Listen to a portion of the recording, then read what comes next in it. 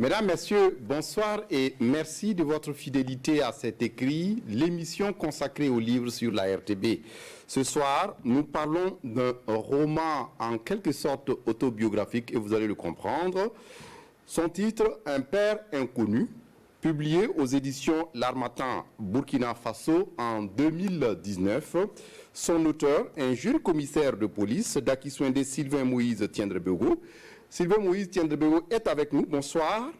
Bonsoir, Monsieur Foussini Kindo. Merci de venir parler de votre premier roman, je le précise d'ailleurs, Un père inconnu, publié aux éditions L'Harmattan et préfacé par Baba Ama, ancien ministre de la Culture et écrivain lui-même. Vous êtes commissaire de police et vous êtes également diplômé en sociologie. Et en tant que commissaire de police, vous êtes le chef de la division du centre d'entraînement des unités d'intervention de la police. Et pour vous, c'est un challenge certainement de pouvoir vous saisir de la plume et de traduire peut-être le trop plein d'histoires que vous vivez certainement dans ce corps. Effectivement, merci. On dit souvent que lorsque la termitière vit, elle doit ajouter de la terre à terre. Et à partir du moment où on a un peu de temps, où on a pu voir assez d'activités, de faits qui se déroulent dans le monde, dans les services, on peut se dire qu'on peut s'essayer, et c'est ce que j'ai essayé pour ce premier bébé, qui est le père inconnu. Père inconnu, c'est l'histoire de la petite Matambix. C'est ça. Mais c'est aussi l'histoire de Bertel. Deux actrices qui se retrouvent principales dans ce roman. J'ai voulu mettre en exergue la vie de petites filles. Et en prenant l'exemple de la vie de ces petites filles, ça traduit leur vécu et ça permet de mieux voir ce que ces dernières-là ressentent. Que s'est-il passé avec elles? Ce qui s'est passé avec elles, il faut voir déjà qu'il y a deux familles. La famille de Matambix et il y a la famille de Bertel. Qui se retrouvent être dans la même école. Et sans le savoir, secrètement, Matambix vouait, je ne vais pas dire un culte, mais de l'admiration pour le papa de Bertel qui se retrouvait être un policier. Et Bertel, tout au contraire, recherchait son papa qui n'était jamais à la maison du fait de ses activités. Tout à fait. Donc c'est ce qui les liait secrètement. Justement, donc le manque du père pour l'une et la présence du père pour l'autre est en quelque sorte la raison de leur relation, pour ne pas dire l'objet de leur amitié.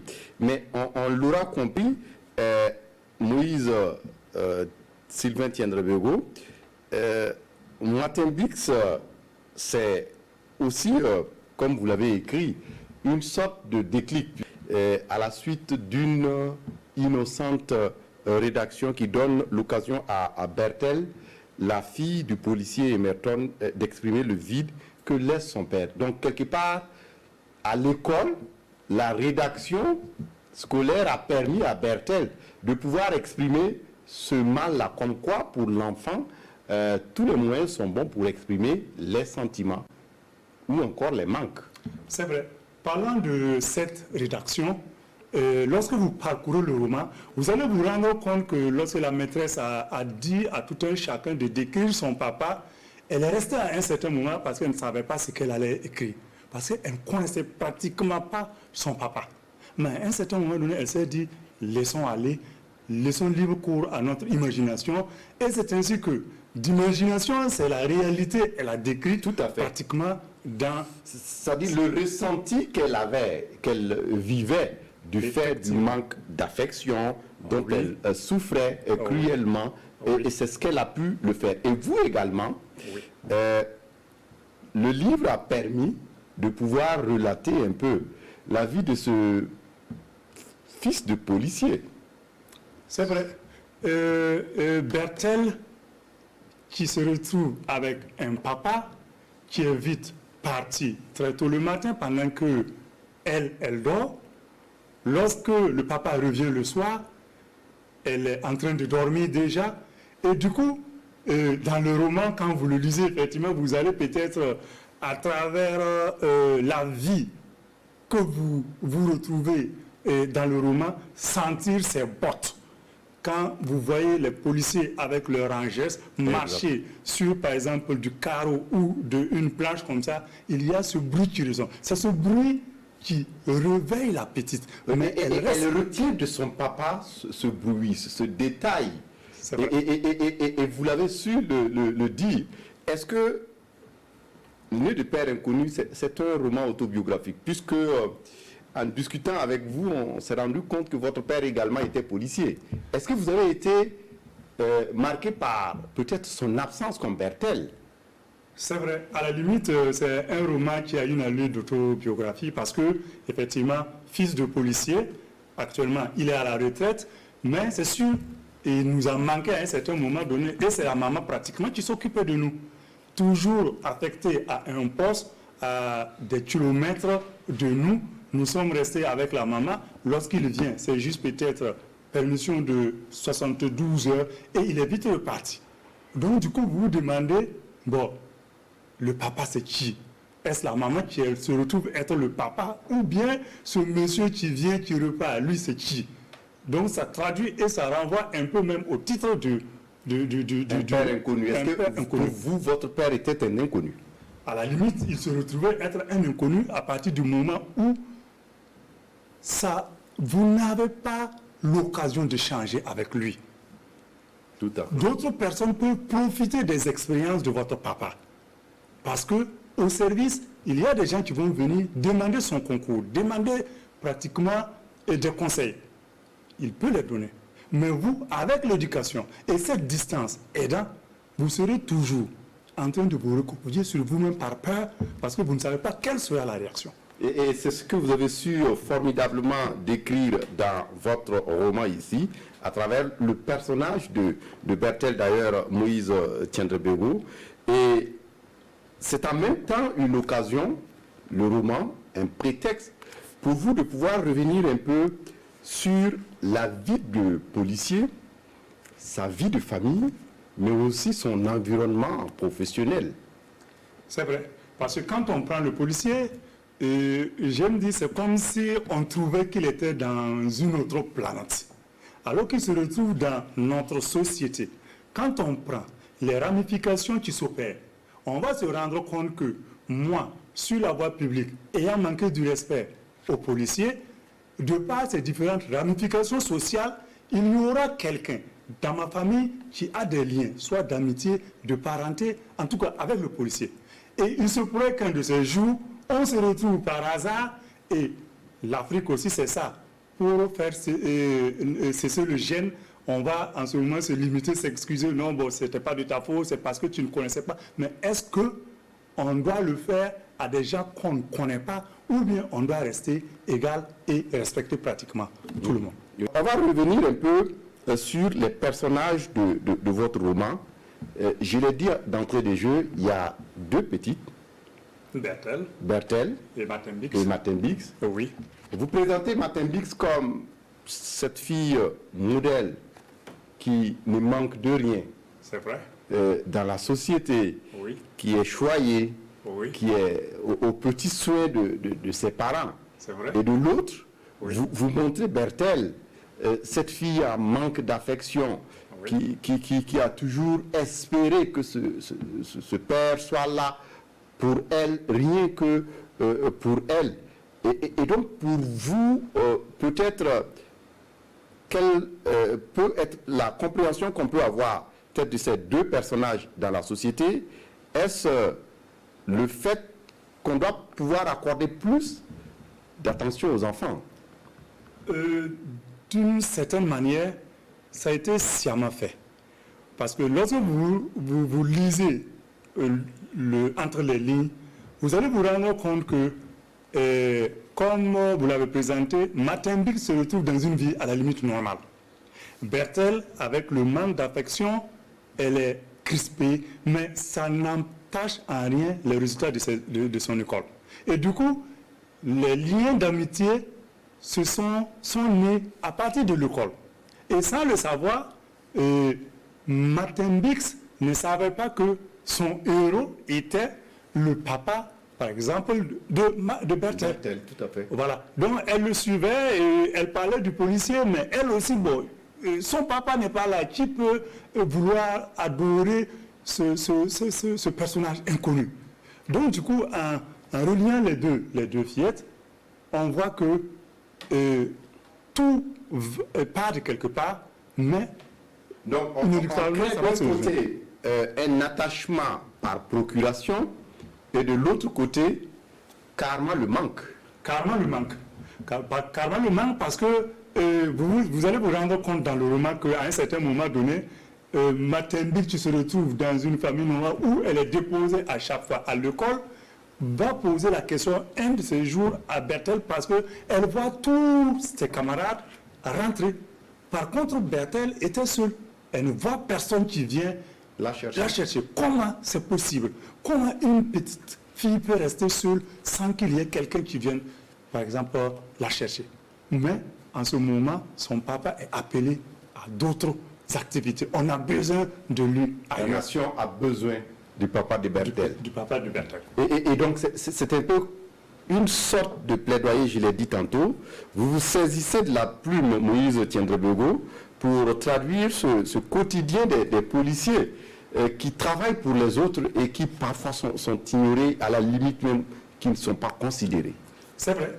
Et pour répondre à cette question, je vais juste prendre un exemple. Et cet exemple, c'est au sommet de l'OUA. Ça date un peu. Il y a ce qu'on appelle le jalonnement. Le jalonnement, c'est lorsque le président doit passer et on vous met chaque bas-côté de la chaussée pour que vous sécurisez la voie. Alors, le matin, il y a une dame qui est passée, nous étions sur place. Le soir, quand elle repassait, disons à midi, quand elle repassait, nous étions encore là. Et à 17h, quand elle rentrait, les mêmes que nous étions étaient toujours là. La bonne dame n'a pas pu tenir. Elle se demandait, mais qui sont ces gens qui peuvent rester là? En son temps, la voie qui mène vers Kossiam, il n'y avait pas assez de personnes là-bas. Et quand vous étiez positionné là-bas, il n'y a rien à faire. Vous allez, la faim, la soif, il n'y a rien à faire. Vous allez avoir affaire à ces... Donc il faut braver la faim, la soif, toutes sortes de preuves. Effectivement. Et cette bonne dame est revenue avec de l'eau pour nous donner. Et on se demandait, mais pourquoi elle a voulu faire ce geste? C'est pour dire que voici une qui a compris que ces derniers ne sont pas là uniquement pour le passage du président. Ils sont également là pour nous permettre de ne pas peut-être passer et occasionner un accident qui peut être aussi bien mortel pour cette même personne que pour les autorités. Donc, jusqu'au jour d'aujourd'hui, je vous assure que ça marque. L'image vous est restée. Ça m'est resté. Et on le sent également dans le roman.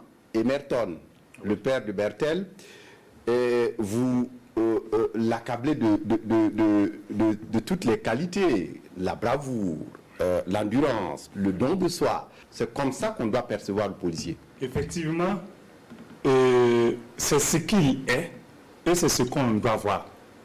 Parce que je souhaiterais par exemple qu'un de ces jours vous fassiez genre une émission pour dire c'est comme si on se changeait nos activités. Journaliste d'un jour, policier d'un instant. Vous portez la tenue policière, vous allez sur la voie publique ou vous vous retrouvez dans un commissariat de sécurité publique. On ne connaît pas M. Fousseni Kino, on connaît pas le policier qui est là, et vous revenez par exemple sur le plateau, vous allez véritablement dire ce que vous avez ressenti rien que pour 30 minutes ou une journée de passage dans cette une sorte d'immersion qui va certainement révéler plein de choses concernant le métier de policier ou la fonction de policier. On l'a vu également, vos décors, ça renvoie à la ville, c'est un décor urbain. Est-ce que c'est sciemment fait? Est-ce que quelque part l'histoire aurait pu se dérouler également ailleurs dans une campagne africaine ou peut-être fictionnelle, mais vous avez choisi la ville comme lieu de votre action? C'est vrai, j'ai choisi la ville comme lieu de l'action, tout simplement parce que il y a beaucoup de facteurs qui entrent en concours. C'est pour dire qu'en campagne, on n'aura pas, par exemple, une circulation ou un flux très dense. On n'aura pas, par exemple, des manifestations où les échauffourées sont tellement difficiles à gérer. Là-bas, on dirait que c'est un peu calme. Mais quand on prend, par exemple, la zone urbaine, il y a beaucoup de choses. Prenons, par exemple, la fameuse rédaction de Bertel où elle dit « Mon père, c'est inconnu, comment le décrire? Ce monsieur est pour moi une silhouette. J'aurais été plus à l'aise de vous décrire ma maman. C'est avec elle que je vis et c'est avec elle que je vois mon retour d'école. Et c'est elle qui me met au lit et me réveille le matin pour l'école. » Donc on voit ici que vous alternez des phrases courtes à des phrases longues, comme pour donner une sorte de rythme à votre narration, à l'histoire que vous contez. Effectivement, la partie que vous venez de lire, c'est la partie qui me plaît le plus dans le roman. Parce que ça fait vivre. Et quand vous vous mettez à lire cette partie, il n'y a rien à faire jusqu'à la fin. Il se pourrait que vous ayez peut-être des grains de sable dans les yeux. Tout à fait. Voilà. Mais là où on n'est pas d'accord non plus avec vous, Moïse Tiendrebego, c'est un peu la fin, où ce n'est pas une sorte de happy end oui. Auquel le lecteur devrait s'attendre. C'est vrai. C'est quand même cruel. Oui. Bon, pas cruel parce que je recherchais quelque chose. Et vous savez, quand on prend par exemple les romans d'amour, où pratiquement à la fin tout le monde est satisfait et on va avec dans la tête des fleurs. Non, moi j'ai plutôt voulu choquer à la fin. Et à partir de ce moment, ça va rester. Parce que je prends par exemple celui qui a été à l'origine de l'accident qui a entraîné la mort de Emerton. On transcende ça par exemple sur la vie sociétale. Quelqu'un qui lit ce roman et qui arrive à croire que je serai à l'origine de la mort de quelqu'un. Et voici ce que ça va entraîner dans sa famille. À partir de ce moment, il va se retenir. À la limite, Emerton se retrouve être un acteur qui peut être pris dans n'importe quel service. Et je peux me retrouver être un Emerton. Donc on est tous des Emerton. C'est ça. Vous l'avez dit. Oui. Nous sommes tous des Emerton, oui. où que nous sommes. Oui. Donc du coup, étant un Emerton, je me dois de faire en sorte pour ne pas me tuer moi-même Emerton. Exactement. Voilà. On va aborder à présent, Moïse Sylvain Tiendrebego, oui. les thèmes dominants de votre roman. Il y a d'abord le thème de l'enfance, mais il y a surtout le thème de l'amour. De l'affection. On ne fait pas des enfants sans avoir un projet. C'est un peu ce revers que vous avez souhaité nous faire comprendre dans le livre, fut-il un policier. Oui. Et en même temps, vous insistez aussi sur cette force de l'amour pour nos enfants, pour notre progéniture, qui peut les amener à faire des choses merveilleuses, qui font des grandes choses, des exploits. C'est vrai. Quand on connaît ce qu'on vit, ce qui peut nous arriver, on a tendance à protéger et à donner assez d'énergie aux enfants pour qu'ils ne vivent pas, j'allais dire, les erreurs, par exemple, que nous avons vécues, ou qu'ils n'arrivent pas à affronter les vicissitudes que nous avons affrontées. Donc, à partir de ce moment, il n'y a que l'amour qui puisse, par exemple, guider cet enfant jusqu'au bout de l'objectif, en tout cas, que vous vous êtes fixé pour cet enfant. Mm-hmm. Donc, c'est ce que j'ai voulu mettre, par exemple, en exergue dans ce roman. Et il y a aussi le thème de la bravoure, du don de soi, de servir sa patrie, du service public, de servir sa patrie, qu'on arrive à relever à travers le personnage de Emerton. Aujourd'hui, dans un contexte où le patriotisme a mal quelque part au Burkina, vous nous ramenez à ces fondamentaux du don de soi, du civisme tout court. Effectivement, ce sont des valeurs qu'il faut cultiver. Parce que quand on essaie de voir un pays, un lieu qui est en proie, par exemple, à des crises, si vous n'allez pas travailler, par exemple, à repousser cette crise, elle viendra vers vous et elle vous repoussera jusqu'à vos derniers retranchements. Donc, il n'y a rien à faire. On va vers cette crise pour pouvoir permettre maintenant, ça veut dire qu'à partir de ce moment, vous devenez le sacrifice ou le mouton de sacrifice, comme on le dit, pour pouvoir protéger la postérité. Donc, c'est là également ce don de soi, cette bravoure que je demande et j'invite, à la limite, ça prend l'allure également d'une invite pour que ça puisse continuer comme il se doit. Oui. Il y a cette phrase, excusez-moi, il y a cette phrase qu'on aime dire aux élèves à l'école de police quand il faut bien aimer ce métier. Parce qu'à un certain moment donné, tu te dis, mais pourquoi j'ai choisi? Il faut bien l'aimer. Sinon, à un certain moment donné, vous allez aller remettre le paquetage. Moi, j'avais demandé, mais je dis merci, quoi. Basta. Il y a aussi ce thème de la soumission. Quand on prend la maman de Bertel, Madame Emerton, oui. C'est une mère courage, oui. C'est en même temps une mère qui est dévouée pour son enfant, oui. Mais elle arrive à pouvoir endurer la solitude, elle arrive à pouvoir supporter peut-être les longues absences de son mari du fait de son boulot, oui. et quelque part, ça peut être lié à l'éducation, mais ici on l'a vu, son objectif, c'est non seulement de pouvoir servir un mari, mais de pouvoir servir également ses enfants. Effectivement. Ça veut dire quand on prend effectivement ce pan du roman, il y a également une invite. Et je vous raconte cette petite anecdote. Il y a un collègue qui a pris le roman. Il l'a remis à sa femme pour lecture. Et il est revenu à la maison, il a trouvé que la femme était en train de pleurer. Lui, il a posé la question, mais qu'est-ce qui se passe? C'est là qu'elle dit non, que c'est ce que tu vis, que Tiendré Bureau a retracé, que je ne savais pas. Que il ne me l'a jamais dit.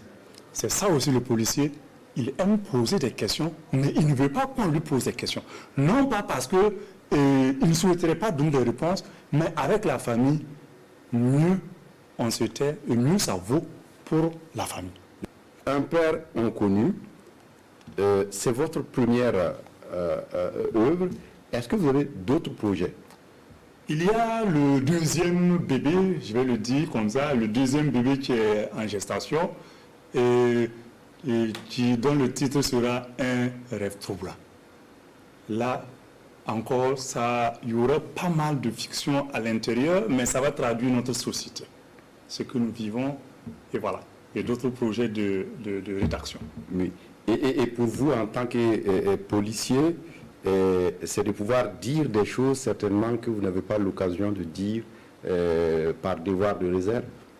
Oh, non, pas du tout. Parce que pour le second roman, ça n'aura rien à voir, par exemple, avec la police. Donc ça va traiter pratiquement de la société et des solutions et du traditionnel.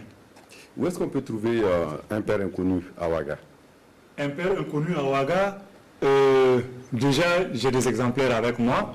Le coût c'est très élevé, donc du coup en mettant ça sur les rayons pour le moment, comme nous n'aimons pas trop lire également, ça va être un peu compliqué. Mais je suis en train de travailler à faire baisser le coût.